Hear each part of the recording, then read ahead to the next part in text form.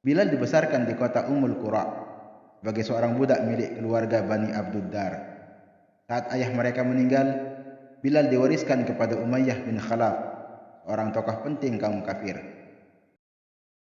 Ketika Mekah diterangi cahaya agama baru dan Rasulullah Shallallahu Alaihi Wasallam mulai mengumandangkan seruan kalimat tauhid, Bilal adalah termasuk orang yang pertama memeluk agama Islam.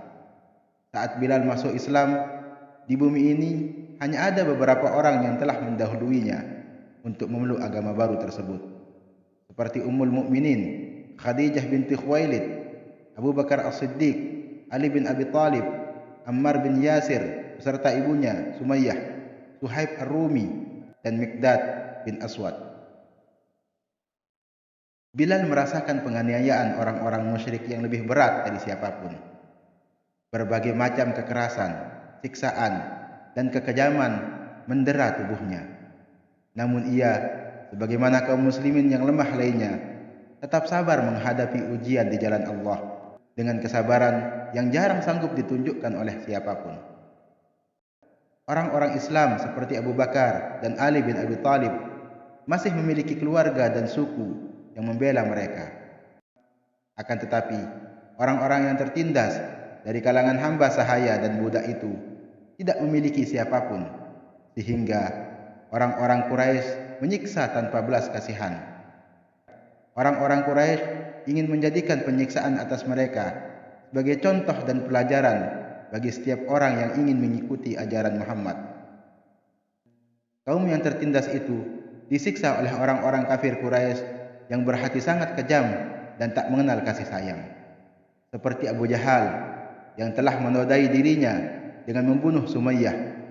Ia sempat menghina dan mencaci maki, kemudian menghujamkan tombaknya pada perut Sumayyah hingga menembus punggungnya, dan gugurlah syuhada pertama dalam sejarah Islam. Sementara itu, saudara-saudara seperjuangan Sumayyah, terutama Bilal bin Rabah, terus disiksa oleh Quraisy tanpa henti. Biasanya, apabila matahari tepat di atas ubun-ubun dan padang pasir Mekah berubah menjadi perapian yang begitu menyengat, orang-orang Quraisy itu mulai membuka pakaian orang-orang Islam yang tertindas, lalu memakaikan baju besi pada mereka dan membiarkan mereka terbakar oleh sengatan matahari. Tidak cukup sampai di sana, orang-orang Quraisy mencambuk tubuh mereka sambil memaksa mereka mencaci maki Muhammad. Ada kalanya saat siksaan terasa begitu berat dan kekuatan tubuh mereka semakin melemah, mereka mengikuti kemauan orang-orang kafir Quraisy yang menyiksa mereka secara lahir, sementara hatinya tetap pasrah kepada Allah dan Rasul-Nya, kecuali Bilal. Baginya, penderitaan itu masih terasa terlalu ringan jika dibandingkan dengan kecintaannya kepada Allah dan perjuangan di jalannya. Orang Quraisy yang paling banyak menyiksa Bilal adalah Umayyah bin Khalaf bersama para algojonya. Mereka menghantam punggung telanjang Bilal dengan cambuk, namun Bilal hanya mengatakan, "Ahad, ahad." Mereka menindih dada telanjang Bilal dengan batu besar yang panas. Bilal pun hanya berkata, "Ahad, ahad." Mereka semakin meningkatkan penyiksaannya, namun Bilal tetap mengatakan, "Ahad, ahad." Mereka memaksa Bilal agar memuji Lata dan Uzza, tapi Bilal justru memuji nama Allah dan Rasul-Nya. Mereka terus memaksanya, "Ikutilah yang kami katakan." Bilal menjawab, "Lidahku tidak bisa mengatakannya." Jawaban ini membuat siksaan mereka semakin hebat dan keras. Apabila mereka merasa lelah dan bosan, Umayyah bin Khalaf mengikat leher Bilal dengan tali yang kasar, lalu menyerahkannya kepada sejumlah orang yang tidak berbudi dan anak-anak agar menariknya di sepanjang kota Mekah. Bilal menikmati siksaan yang diterimanya karena membela ajaran Allah dan Rasul-Nya. Ia terus mengumandangkan pernyataan agungnya, "Ahad, ahad." Ia terus mengulang-ulangnya tanpa merasa bosan dan lelah. Suatu ketika, Abu Bakar radhiyallahu anhu mengajukan penawaran kepada Umayyah bin Khalaf untuk membeli Bilal darinya. Umayyah menaikkan harga berlipat ganda. Ia mengira bahwa Abu Bakar tidak akan mau membayarnya. Tapi ternyata Abu Bakar setuju walaupun harus mengeluarkan 9 uqiyah emas. Seusai transaksi, Umayyah berkata kepada Abu Bakar, "Sebenarnya, kalau engkau menawar sampai 1 uqiyah pun, maka aku tidak akan ragu untuk menjualnya." Abu Bakar pun membalas, "Seandainya engkau memberi tawaran sampai 100 uqiyah, maka aku tidak akan ragu untuk membelinya." Ketika Abu Bakar memberitahu Rasulullah SAW bahwa ia telah membeli sekaligus menyelamatkan Bilal dari cengkeraman para penyiksanya, Rasulullah berkata kepada Abu Bakar, "Kalau begitu, biarkan aku bersekutu denganmu untuk membayarnya, wahai Abu Bakar." Abu Bakar menjawab, "Aku telah memerdekakannya, wahai Rasulullah." Setelah Rasulullah SAW mengizinkan para sahabatnya untuk hijrah ke Madinah, mereka segera berhijrah, termasuk Bilal radhiyallahu anhu. Tibanya di Madinah, Bilal tinggal satu rumah dengan Abu Bakar dan Amir bin Fihr.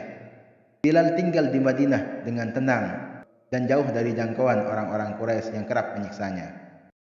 Kini ia mencurahkan segenap perhatiannya untuk menyertai Nabi Muhammad SAW. Bilal selalu mengikuti Rasulullah SAW kemanapun ia pergi, selalu bersamanya saat sholat maupun ketika pergi untuk berjihad. Kebersamaannya dengan Rasulullah ibarat bayangan yang tidak pernah lepas dari pemiliknya. Ketika Rasulullah SAW selesai membangun Masjid Nabawi di Madinah dan menetapkan azan, maka Bilal ditunjuk sebagai orang pertama yang mengumandangkan azan dalam sejarah Islam. Biasanya setelah mengumandangkan azan, Bilal berdiri di depan pintu rumah Rasulullah SAW seraya berseru, "Hayya 'alas shalah, hayya 'alal falah." Lalu ketika Rasulullah SAW keluar dari rumahnya dan Bilal melihat beliau, Bilal segera melantunkan iqamah. Bilal menyertai Nabi Muhammad SAW dalam perang Badar. Ia menyaksikan dengan mata kepalanya sendiri bagaimana Allah memenuhi janjinya dan menolong tentaranya. Ia juga melihat langsung tewasnya para pembesar Quraisy yang pernah menyiksanya dengan hebat. Ia melihat Abu Jahal dan Umayyah bin Khalaf tersungkur berkalang tanah ditembus pedang kaum muslimin dan darahnya mengalir deras karena tusukan tombak orang-orang yang mereka siksa dahulu. Ketika Rasulullah SAW menaklukkan kota Mekah, beliau berjalan di depan pasukan hijaunya bersama sang pengumandang panggilan langit, Bilal bin Rabah. Saat masuk ke Ka'bah, beliau hanya ditemani oleh 3 orang, yaitu Utsman bin Talhah, Usamah bin Zaid, dan Bilal bin Rabah, muazzin Rasulullah. Salat zuhur pun tiba. Ribuan orang berkumpul di sekitar Rasulullah. Semuanya menyaksikan pemandangan yang sangat agung. Pada saat yang sangat bersejarah itu, Rasulullah SAW memanggil Bilal bin Rabah agar naik ke atap Ka'bah untuk mengumandangkan kalimat tauhid dari sana. Bilal melaksanakan perintah Rasulullah dengan senang hati.